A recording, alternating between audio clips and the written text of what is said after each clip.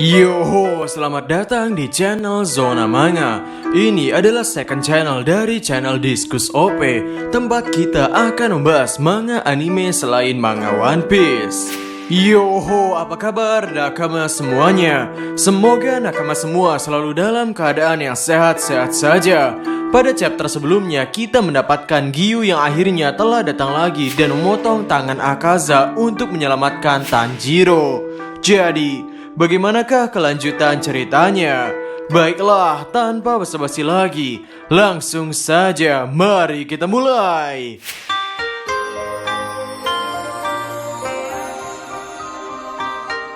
Pada chapter 150 berjudul Kesadaran, pada awal panel Giyu yang sedang berhadapan dengan Akaza, ia berpikir, aku tidak ingin mengeluarkan kekuatan terbaikku saat menggunakan pedang. Dan aku tidak suka terlibat dalam pertarungan di mana lawan menyerang apapun demi kesenangannya sendiri. Tapi saat ini, untuk pertama kalinya setelah sekian lama, aku bertemu dengan seseorang yang sangat kuat melebihi diriku. Aku langsung sadar bahwa indranya terasah dan terlatih dengan baik.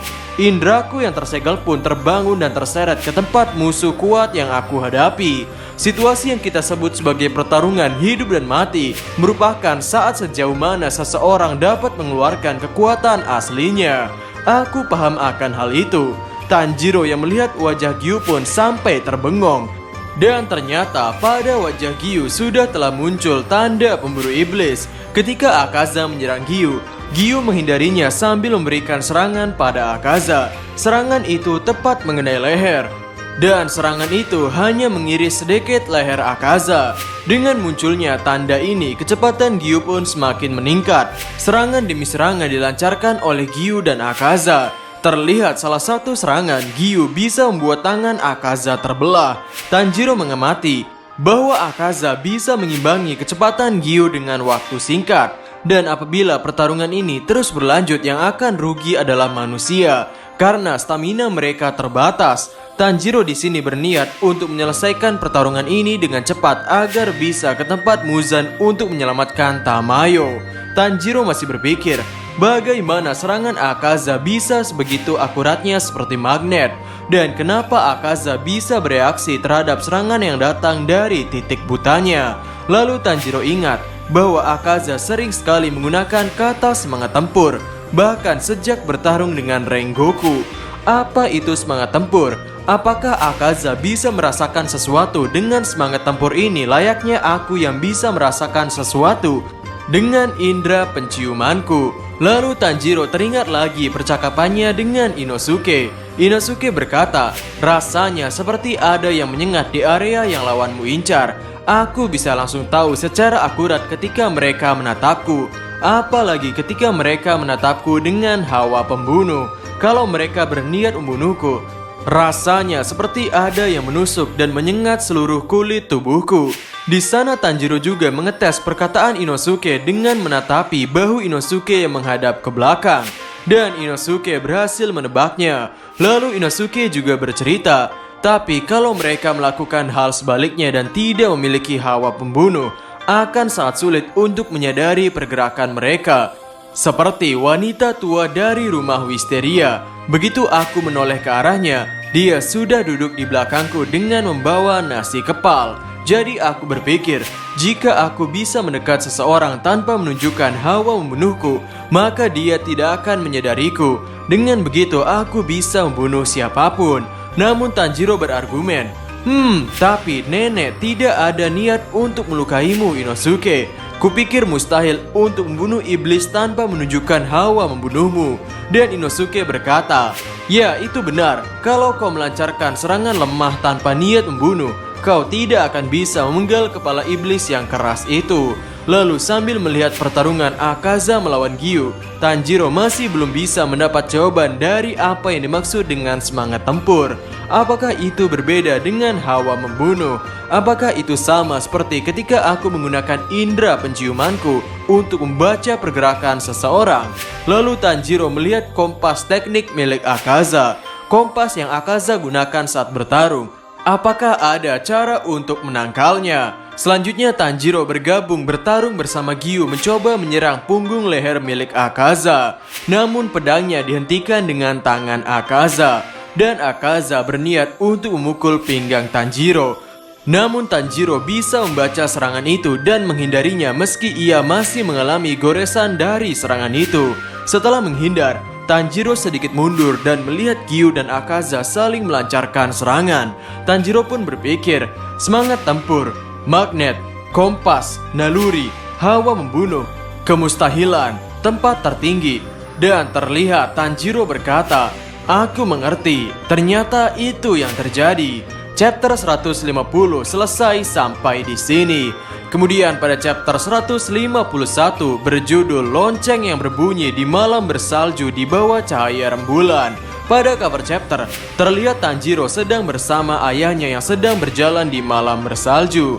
Pada awal chapter Tanjiro bercerita, ayahku seperti sebuah tumbuhan. Dia hampir tidak pernah menunjukkan emosinya. Dia selalu bersikap baik dan hal itu tak pernah berubah. Bahkan pada hari-hari terakhirnya sebelum wafat, saat aku membayangkan ayahku, hal yang pertama aku ingat adalah senyum lembutnya dan suaranya yang setenang aliran sungai. Waktu itu Tanjiro bertanya, ayah, saat ayah melakukan tarian Dewa Bara Api, apa yang ada di pikiran ayah?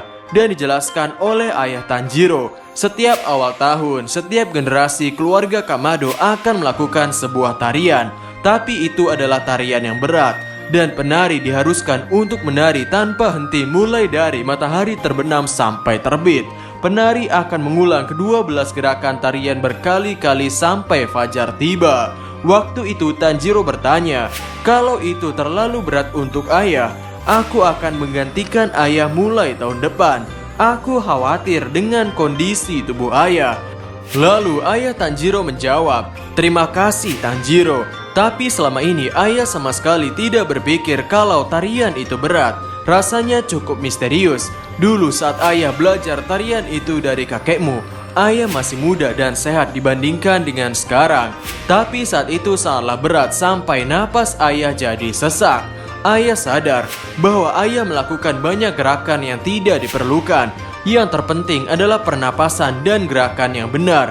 Dan mengeluarkan kekuatan maksimalmu dengan gerakan seminim mungkin. Saat kamu bisa melakukannya, pikiranmu perlahan akan menjadi tembus pandang.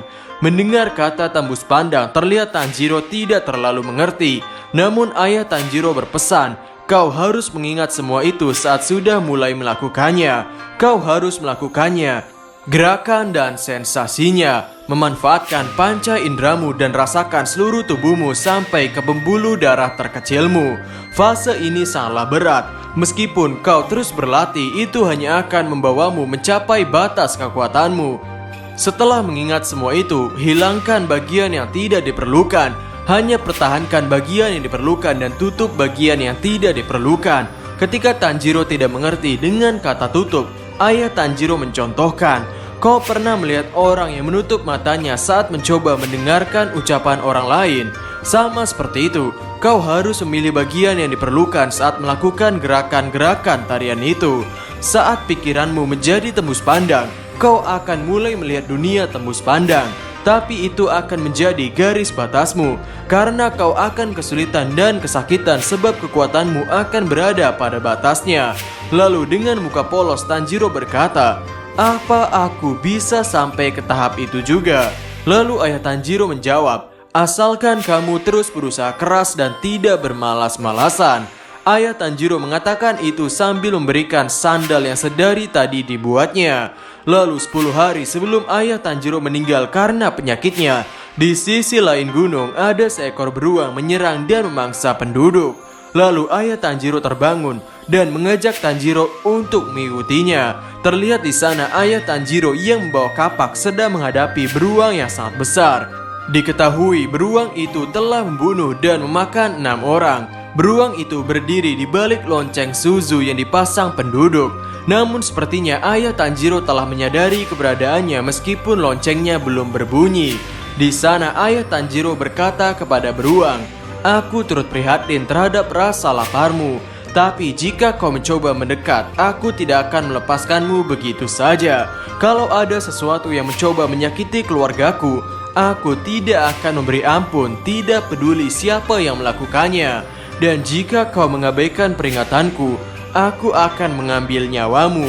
Tanjiro yang mengetahui ayahnya sedang sakit pun bertanya-tanya apa yang akan ayahnya lakukan.